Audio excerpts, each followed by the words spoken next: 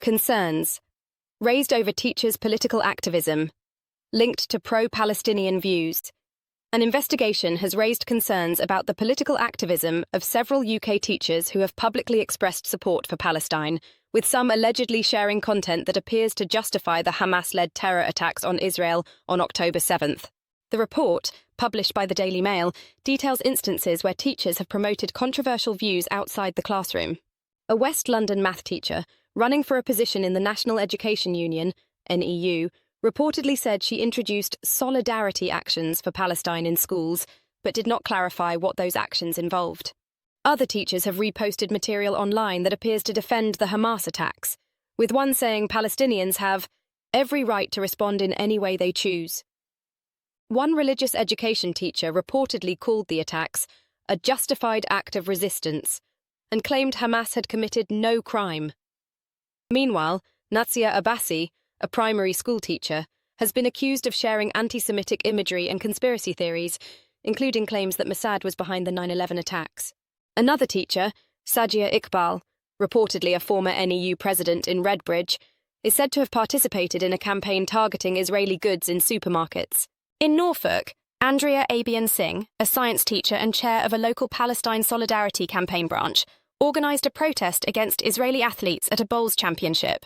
While Singh maintains that she does not promote political views in the classroom, the investigation raises questions about the boundary between personal activism and professional responsibilities.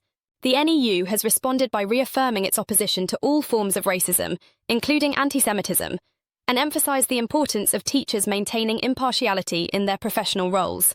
Daniel Kabeda, the head of the NEU, has faced criticism over his political leanings and previous comments describing the UK education system as institutionally racist. He was elected with 28,000 votes in a low-turnout election, which some critics say reflects a lack of broad support. Adding to the controversy, Matt Rack, a Jeremy Corbyn supporter with no formal teaching background, was recently elected as the leader of another major teaching union, NASUWT. Rack, reportedly a former member of the Trotskyist Socialist Party, has faced past criticism over his handling of anti-Semitism allegations during the Corbyn era. Critics warn that the growing influence of left-wing activists in education could affect classroom neutrality. They argue that while teachers have a right to personal political beliefs, those views must not influence their teaching. Some have drawn comparisons between the activism of pro-Palestinian teachers and the hypothetical backlash that would result from similarly vocal right-wing positions. Supporters of the teachers emphasise that there is currently no public evidence that these views are being taught in classrooms, and stress that political expression outside of work is a protected right in a democratic society.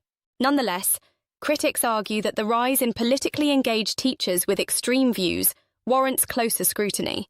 The debate reflects a wider societal discussion on how political activism intersects with education, freedom of expression, and the responsibility educators hold when shaping young minds.